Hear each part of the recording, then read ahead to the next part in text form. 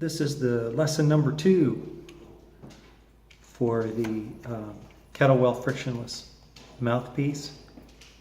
And this is one that looks simple, but it does take some time for you to adapt. The truth is that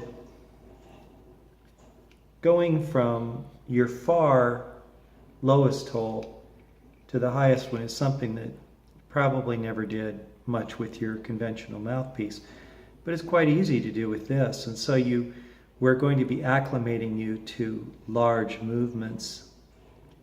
Pretty simple.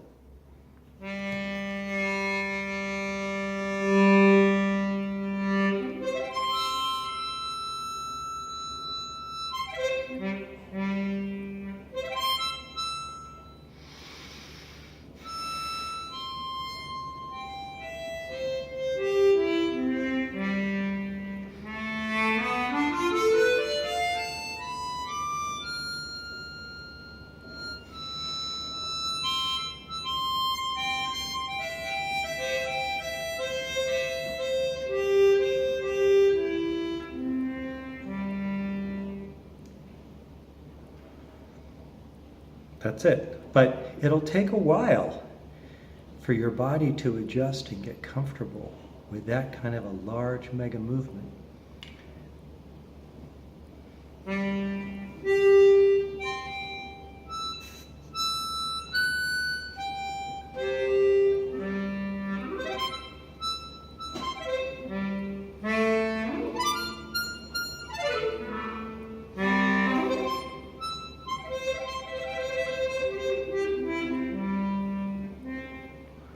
Just because the instrument can do it doesn't mean that we have it locked in.